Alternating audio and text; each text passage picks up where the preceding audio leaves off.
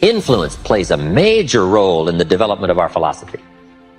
How we think, how we speak, the formulation of ideas, the things we weigh concerning values. All of this is so important. What we know, the mind, thinking, processing ideas and information. Ideas are simply information taking form. Now, we do something very important with what we know. We weigh it. We put it on our mental scales and we weigh it. And I don't know, we may give it a number from 1 to 10. Probably not consciously.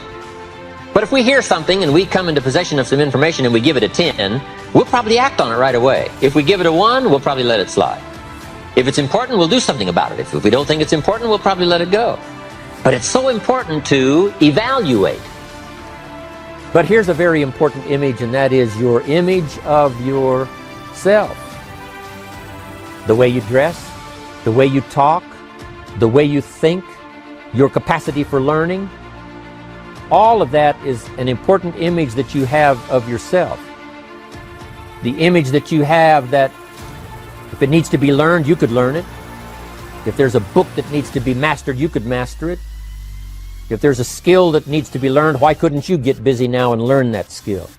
That kind of self-image, that I am continually trying my best to be the best I can. Because one of the most important places you have to look is into the future, yes. You've got to look into the past, yes. You've got to look around, yes. But one of the most important places you have to look is in the mirror. You know, how I appear to other people, that's important. But how I appear to myself is the ultimate importance. Your philosophy, your attitude, and then your ability to take action. All of that we call the process of life. Miracle working. Consistent self-discipline. Set up a discipline when the emotions are high and the idea is strong and clear and powerful. That's the time to set up the discipline. Somebody talks about good health and you're stirred. Say, right, I need to get a book on nutrition. Get the book before the idea passes and before the emotion gets cold.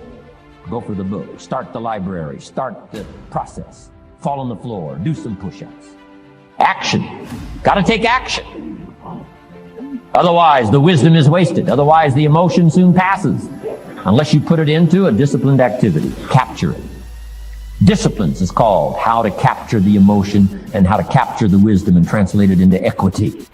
Disciplines. You start walking around the block, it'll inspire you to get an apple. Get an apple, it'll inspire you to get a book. Get a book, it'll inspire you to get a journal. Get a journal, it'll inspire you to grow, develop some skills. All disciplines affect each other. When you become 18, when you move out of the house, when you're an adult, you have to parent yourself.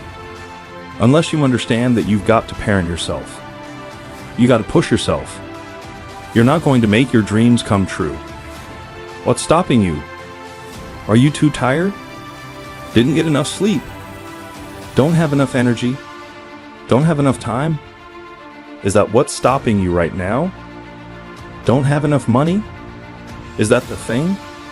Or is the thing that's stopping you? Nobody you know, has actually created success without working their face off. It doesn't exist.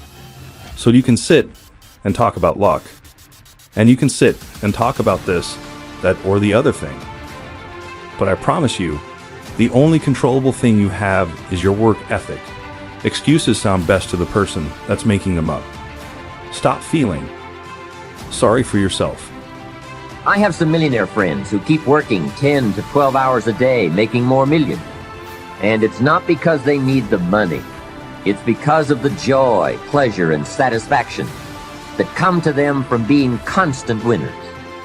To them, money is not their main drive. It's not the money. It's the journey. Once in a while, someone says to me, if I had $1 million, I'd never work another day in my life. Hey, that's probably why the good Lord sees to it that he doesn't get his million. Because he just quit. Family is another reason, or motivator for doing well. Some people do extremely well because of other people. And that's a powerful reason. Sometimes we will do things for someone else that we would not do for ourselves. We are made that way. You can start off easily nowadays to try and become famous very quickly, try to build up a very high level lifestyle. But the question ultimately is, all these things, one day they will reach their peak and they will vanish again. And then the question remains, what is the foundation that is going to hold you up? Because sometimes living a fast way up also means it's going to be a fast way down. That's why very often we say, just look outside the tree. It does not happen in the whole universe that you are planting this tree on one day and 1 week after you have that huge tree standing in front of you. It's just not happening in this world. A key word we learn in leadership skill training: perception. Trying to find value in something. Where is the value? How valuable is it? How important is it? Is there something here that I can't see at first glance? Is there something below the surface? Is there something in the inner workings of it? What goes behind it? What goes beyond it? What is its origin? All of these questions that help us come to the perception of value, ideas, evaluating information. Now here's what's important: to have a good set of mental scales. What if in processing information your mental scales were off? And you weighed everything a little wrong?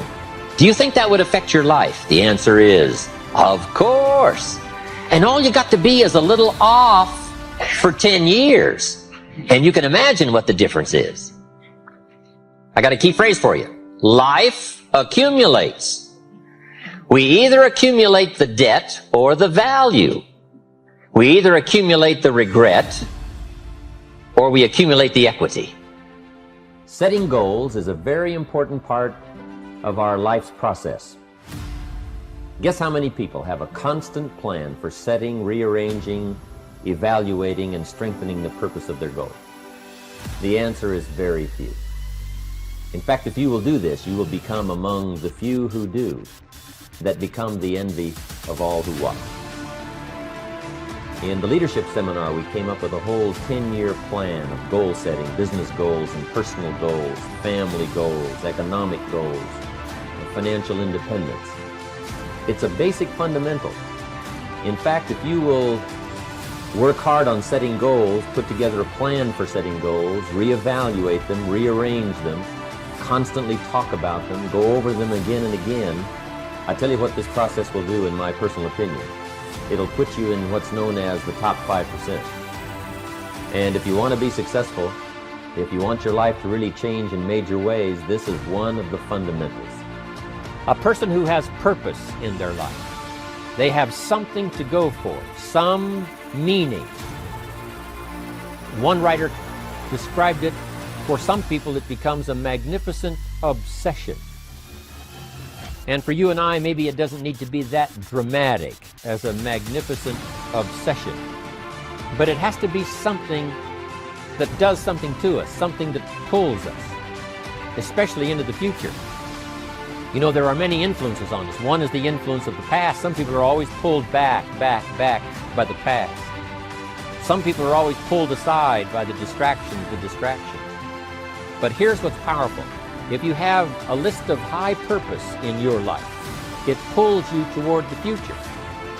And the more powerful the purpose is, the stronger it pulls.